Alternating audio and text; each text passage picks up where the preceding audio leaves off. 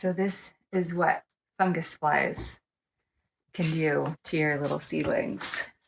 Just last night, these were all still standing except two of them.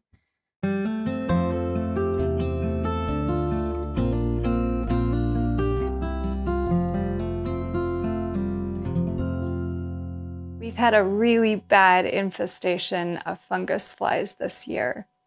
I did not have a lot of time, so I went and bought some potting soil to transplant my plants. And the fungus flies were in the potting soil. I figured I've dealt with fungus flies in the past and gotten rid of them, so I thought, oh, well, I'll just use some diatomaceous earth and we'll be good. So that's what I did. And unfortunately, these fungus flies have really gotten bad, really out of control. The fungus flies, they lay their eggs in the soil, and then the eggs hatch, and then the little worms or whatever they are go and they eat the roots. The tender roots are their favorite. And you can see, I'm just going to pull one of these up. And look, there's no roots left on this plant. They're completely gone. These are tomatoes. They're brandywines, actually. And tomatoes are incredibly resilient. You can pull a stem off of a tomato and you can plant it in soil and it will grow roots. They're incredibly prolific and very, very easy to grow. And here, these tomatoes, they're just keeling over on me. I still have this one that's still standing, so he still has some roots down in there, but probably will fast be disappearing. The first sign that I had fungus flies was because I actually saw some flies. They're smaller than your fruit flies, your standard fruit flies. They're really small, but you can still see them. And they have slender bodies. And I got them because they came in some potting soil that I bought. This year we didn't make our own soil.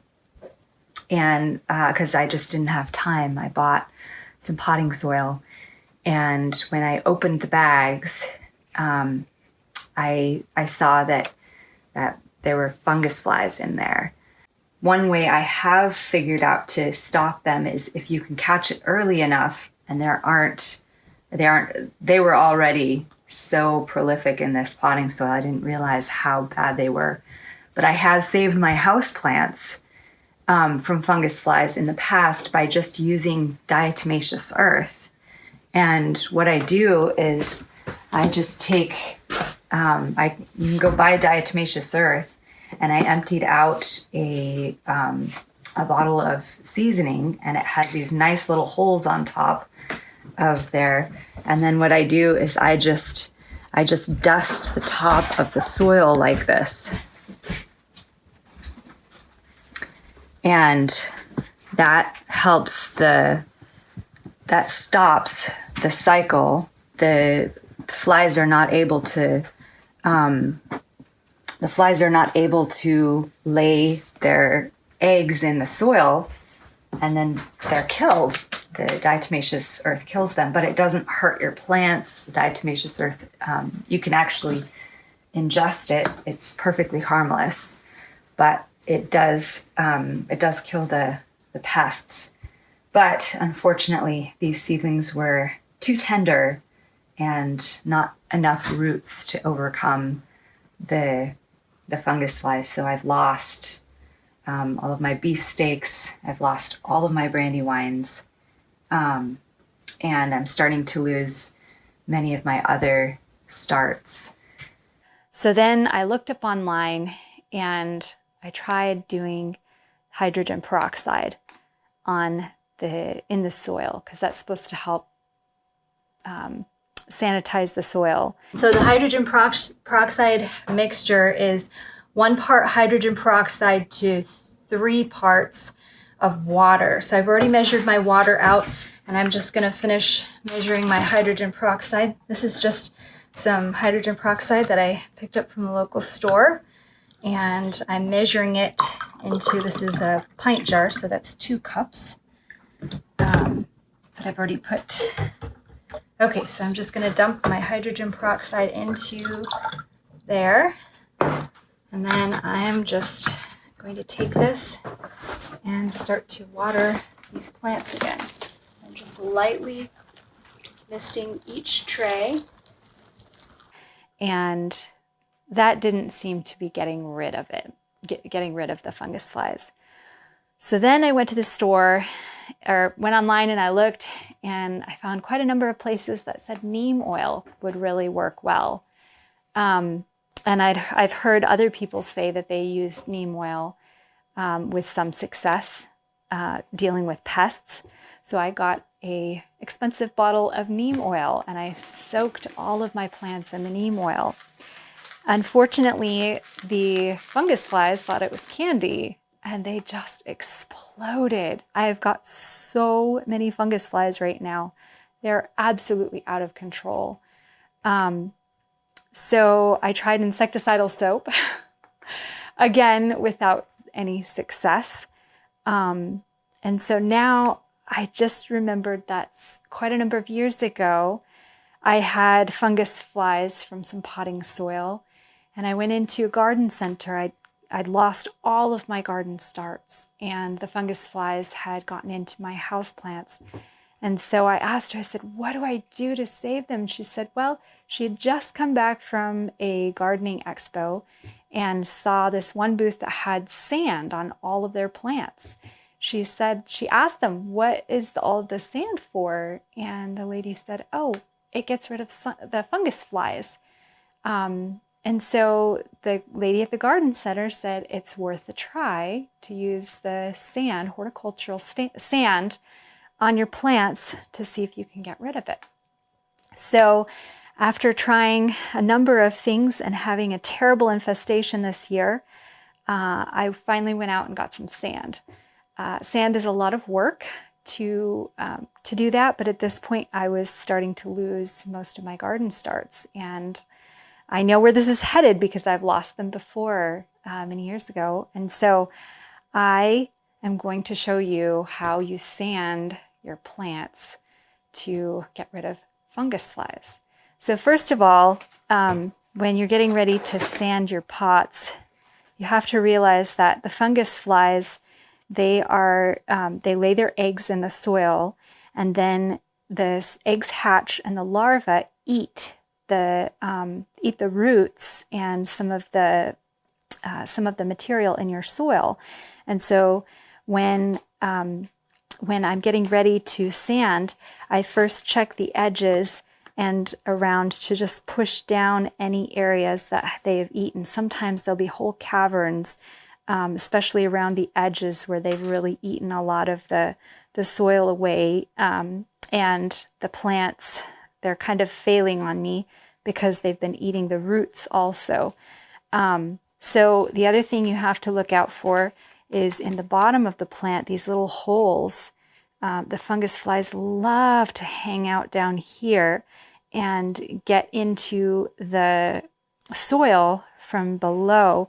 In fact, they love the moist, warm environment that's created underneath your pots. You can see them running around all over in here. There's one just climbing out from under there. So what I'm going to do is I've got to stop them from below and from above. I've got to create a barrier all the way around. So I'm going to start. This is a tray that does not have holes in it.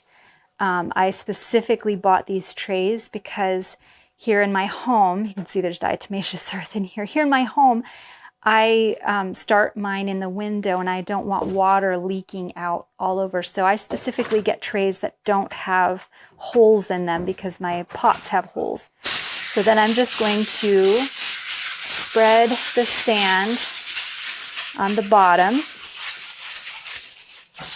If you can't find horticultural sand, which I wasn't able to find it this time when I went to town, I'm just using some medium sand. This is just commercial builder's sand, and I got a 100-pound bag of it because I have a lot of plants that I was starting this year that we were taking to the farmer's market.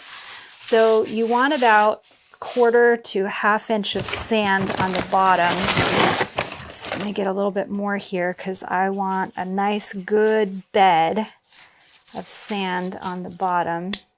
So I'm just going to cover this really thoroughly. And once I have this nice bed, I'm going to kind of flatten it out a little bit. It doesn't have to be perfect. Okay, so now I'm going to take this and I'm just going to check the sides, make sure that the soil is flat. I don't want soil coming up the edges because if there's any soil exposed, then the flies can land on that soil, lay their eggs, and then you're not stopping that cycle. So then I'm just going to come in, and I like to do like 1/2 inch or more of sand on top of my plants. And then I just spread it around, making sure to get all the corners, making sure there's no soil exposed anywhere. And this tomato plant needs a little bit of help. So I'm going to just grab a little stake here, stick that in there. Oops. Okay. And I'm just going to use a little twist tie to kind of hold him in place. As he's falling over. Usually when I don't have fungus flies, my tomato plants grow straight up and they're strong and they're bulky and healthy. But these, they are struggling. So now I'm going to set this down into the soil like that. So it kind of creates a bit of a sand seal around the edge of that container. So now the fungus flies can't access the soil from below. And I'm going to just do that with each one of my plants. So this one, just going to pack the soil in nicely. So it's pretty flat. I'm going to stake up this tomato too because it's really struggling.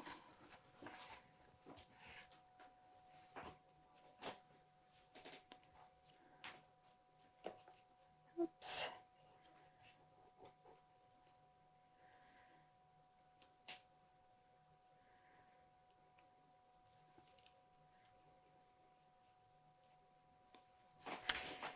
Okay, now get some more sand. Also, you want to make sure you don't have any branches or tomato leaves that are down on top of the soil. Okay, I'm just going to spread that out. Make sure I get all the cracks. Have a nice good layer there. And then again, I'm going to take it, set it in here, just kind of bury it a little bit into that sand.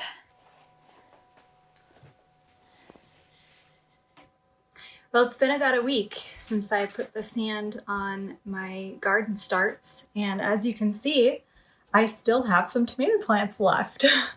I did lose a few, like this one is gone, and you can see this one, I lost this one. They were already pretty far gone before I put the sand on. I wasn't even sure that any in this tray would make it. Oh, here's another one that didn't make it. I didn't think any in this tray especially were going to make it because they were so poorly, like they just, the infestation was really bad in this particular variety for whatever reason. They liked it. Anyway, so I'm really happy to say I have not seen a single fungus fly in several days now. And yeah, the fungus flies are gone. So anyhow, that is how you get rid of fungus flies. Some people wonder though, and I wondered too when I first tried this, how to water them. And I have some extra sand on hand, and I did add some extra sand on some of the pots because the soil was starting to show through the sand. That's why you want to put a good hefty layer of sand on each pot. But it's very, very simple. If you've got a watering can where you can just gently water the surface like this. That one looks like it's a little dry. See how the soil started popping up through this one when I watered it?